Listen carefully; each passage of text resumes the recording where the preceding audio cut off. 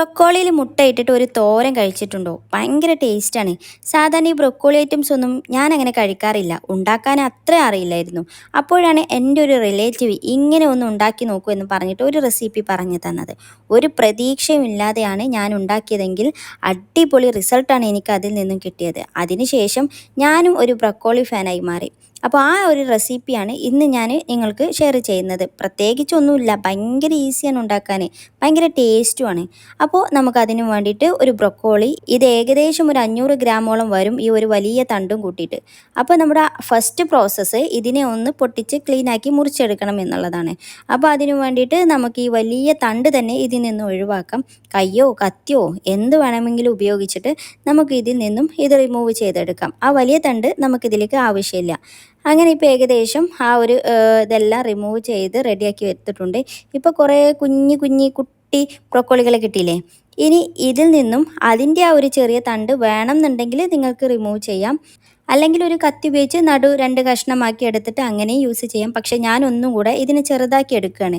ഈ ചെറുതാകുമ്പോൾ ഒന്നും കൂടെ ടേസ്റ്റ് കൂടും നമ്മുടെ ഈ റെസിപ്പിക്ക്. അപ്പോൾ ഞാൻ വീണ്ടും കൈ ഉപയോഗിച്ചിട്ട് ആ ഒരു ചെറിയ പീസസ് എല്ലാം അതിൽ നിന്ന് റിമൂവ് ചെയ്യാണ്. എന്നിട്ട് അതിൻ്റെ ആ ഒരു കുഞ്ഞി തണ്ടും ഞാൻ ഒഴിവാക്കുകയാണ്. ഇപ്പോൾ ഏകദേശം എല്ലാം ഞാൻ വിചാരിച്ചത് വലുപ്പത്തിൽ തന്നെ ആക്കി എടുത്തിട്ടുണ്ട്.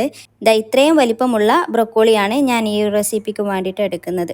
ഇനി അടുത്തതെന്ന് പറഞ്ഞാൽ ഇതിനെ നന്നായിട്ട് കഴുകി വൃത്തിയാക്കി എടുക്കുക എന്നുള്ളതാണ്.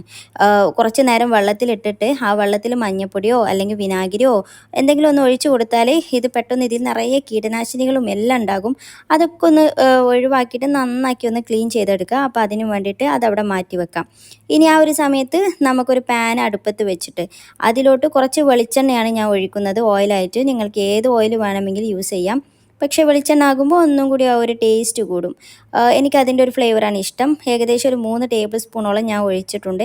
ഇനി ഇത് നന്നായിട്ടൊന്ന് ചൂടാക്കട്ടെ. ആ ഒരു സമയത്ത് നമുക്കൊരു കുഞ്ഞു ഉള്ളി ഇങ്ങനെ ചെറുതാക്കി കുനുകുന അരിഞ്ഞിട്ടുണ്ട്. അതൊന്ന് ഇതിലോട്ടിട്ടിട്ട് നമുക്കൊന്ന് വഴറ്റിയെടുക്കാം. ഇടയ്ക്കിടയ്ക്ക് ഇളക്കിയിട്ട് മൂടിയൊക്കെ വെച്ചിട്ട് ഒന്ന് വഴറ്റിയെടുക്കാം. ഇനി ഇതിലോട്ട് ഞാനൊരു 1/4 ടേബിൾ സ്പൂണ് അല്ലെങ്കിൽ ഒരു 1/2 ടേബിൾ സ്പൂണ് ഇഞ്ചി വെളുത്തുള്ളി പേസ്റ്റ് ഇടുന്നുണ്ട്. പിന്നെ നിങ്ങൾക്ക് ഈ ഇഞ്ചി വെളുത്തുള്ളി പേസ്റ്റ് ഒന്നും ഇട്ടില്ല എന്നുണ്ടെങ്കിലും ഭയങ്കര ടേസ്റ്റാണ് കേട്ടോ. അതൊന്നും ഇടണമെന്ന് നിർബന്ധമൊന്നുമില്ല. ഞാൻ കുറച്ച് ഇട്ടിട്ടുണ്ട്. ഇനി അതും ഇട്ട് നന്നായിട്ടൊന്ന് വഴറ്റിയെടുക്കാം. പിന്നെ അതുപോലെ തന്നെ ഈ വെളിച്ചെണ്ണയിലോട്ട് ഉണക്കമുളക് ഇട്ടിട്ടൊന്ന് മൂപ്പിച്ചെടുക്കാം. എല്ലാം നിങ്ങളുടെ ആ ഒരു ഇഷ്ടത്തിനനുസരിച്ചിട്ട് സാധനങ്ങളുടെ എണ്ണം കൂട്ടുകയും കുറയ്ക്കുകയും ഒക്കെ ചെയ്യാം. പക്ഷേ ഇങ്ങനെ ഉണ്ടാക്കിയാലും ഇതാണ് ബേസിക് ആയിട്ടുള്ള സ്റ്റെപ്സ്. ഇങ്ങനെ ഉണ്ടാക്കിയാലും അടിപൊളിയാണ്. അതിൻ്റെ ആവശ്യമൊന്നുമില്ല. അല്ലെങ്കിൽ തന്നെ ഇത് പാത്രം കാലിയാകുന്ന ഐറ്റാണ്.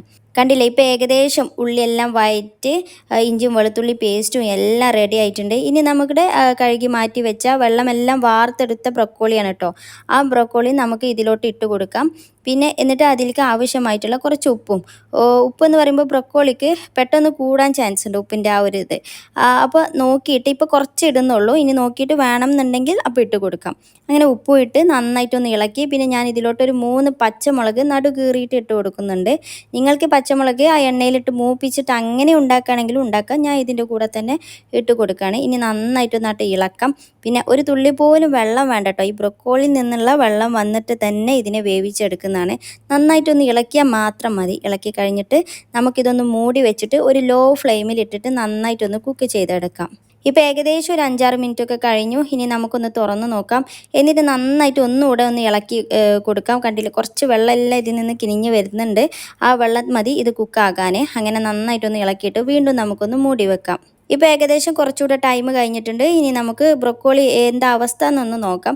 ഞാൻ ഒന്നെടുത്ത് ജസ്റ്റ് ഒന്ന് പൊട്ടിച്ചിട്ട് ഒന്ന് കഴിച്ച് നോക്കുന്നുണ്ട്. പക്ഷേ ആ ഒരു കടി വരുന്നുണ്ട്, ആ ഒരു പച്ചക്കടി. അപ്പോൾ അതുകൊണ്ട് തന്നെ നമുക്ക് ഒന്നുകൂടെ കുക്ക് ചെയ്തെടുക്കാം. ഇത് റെഡി ആയിട്ടില്ല. പക്ഷേ ഇതിലോട്ട് കുറച്ച് ഉപ്പിൻ്റെ കുറവുണ്ട്. നേരത്തെ ഇട്ടത് അത്ര അങ്ങോട്ട് സെറ്റായിട്ടില്ല. നമുക്ക് കുറച്ചുകൂടെ ഉപ്പിട്ടിട്ട് ഒന്ന് ഇളക്കി കൊടുക്കാം. കുറച്ചുകൂടെ മൂടി വെച്ചിട്ട് ഒന്നുകൂടി വേവിച്ചെടുക്കാം. ഇപ്പോൾ കണ്ടില്ല, നന്നായിട്ട് ഇത് വെന്ത് കഴിഞ്ഞിട്ടുണ്ട്. നല്ല ഉടഞ്ഞ് നമ്മൾ ആദ്യം ഒരുപാട് ബ്രൊക്കോളി ഇട്ടിരുന്നെങ്കിൽ അതെല്ലാം ഇപ്പോൾ വാടി കുറച്ചായിട്ട് മാറിയിട്ടുണ്ട്. ഇനി നന്നായിട്ട് ഒന്നുകൂടെ ഒന്ന് ഇളക്കാം. ഇനി നമ്മുടെ അടുത്ത സ്റ്റെപ്പായിട്ടുള്ള ഒരു 2 മുട്ട ഇതിലോട്ട് പൊട്ടിച്ച് വയ്ക്കാം. അതിന് വേണ്ടിയിട്ട് ബ്രൊക്കോളികളെല്ലാം നമുക്ക് ചുറ്റിലോട്ട് നീക്കിയിട്ട് ഒരു നടുവിലൊരു സ്പേസ് ഉണ്ടാക്കി കൊടുക്കാം. ഇനി ഈ 2 മുട്ട ഞാൻ ഇതിലോട്ട് പൊട്ടിച്ചിട്ട് ഇടുകയാണ്. പക്ഷേ ഇപ്പോഴൊന്നും ഞാൻ ഇനി ഇളക്കുന്നില്ല. നമുക്ക് ഇത് കുറച്ച് നേരം അങ്ങോട്ട് മൂടി വെക്കാം. ഒന്നൊന്ന് വേവട്ടെ. ആ ഒരു ഹാഫ് വേവിൽ ഇപ്പോൾ ഒന്നായിട്ട് അങ്ങോട്ട് മിക്സ് ചെയ്താൽ നമ്മൾ വിചാരിച്ച ആ ഒരു രീതിക്ക് കിട്ടില്ല. എന്തായാലും അതൊന്ന് മൂടി വെച്ചിട്ട് ഒന്ന് ഹാഫ് കുക്കാക്കി എടുക്കാം. ഇപ്പോൾ ഈ ഒരു പരുവം കണ്ടില്ലേ, ഈ മുട്ടയുടെ ഈ വെള്ള കളറായി വരുന്ന ഈ ഒരു പരുവമാകുമ്പോൾ നമുക്ക് ഇതൊന്ന് ഇളക്കി മിക്സാക്കി കൊടുക്കാം. അതിന് മുന്നേ ഈ മുട്ടയിലോട്ട് ആർക്കെങ്കിലും കുറച്ച് ഉപ്പിൻ്റെ ആവശ്യമുണ്ട് എന്നുണ്ടെങ്കിൽ, ഇതിലിപ്പോൾ ഉപ്പൊന്നുമില്ലല്ലോ, പ്ലെയിൻ അല്ലേ, കുറച്ച് ഉപ്പിൻ്റെ ആവശ്യമുണ്ട് എന്നുണ്ടെങ്കിൽ മാത്രം ഒരു നുള്ളുപ്പ് ഒന്നിങ്ങനെ തൂക്കി കൊടുക്കാം. വേണമെന്നുണ്ടെങ്കിൽ മാത്രം മതി കേട്ടോ.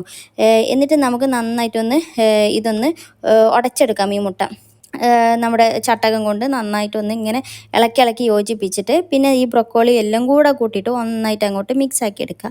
ഈ നന്നായിട്ട് മിക്സ് ആയതിന് ശേഷം വീണ്ടും നമുക്ക് ഒന്ന് ചെറിയ തീയിൽ തന്നെ നമുക്ക് മൂടി വെച്ചിട്ട് ഒന്ന് കുക്ക് ചെയ്യാം. അത് ഇനി അധികം ടൈമൊന്നും വേണ്ട. ഈ ഓൾറെഡി നമ്മുടെ ബ്രൊക്കോളി വെന്തതാണ്. ഇനി ഈ ഒരു മുട്ട വേകുന്ന ടൈം മാത്രം മതി. ഇപ്പോൾ കണ്ടില്ലേ, നല്ല അടിപൊളിയായിട്ട് ഈ മുട്ടയും ബ്രൊക്കോളിയും എല്ലാം കൂടെ മിക്സായിട്ട് നല്ല അടിപൊളിയായിട്ട് കുക്കായിട്ടുണ്ട്.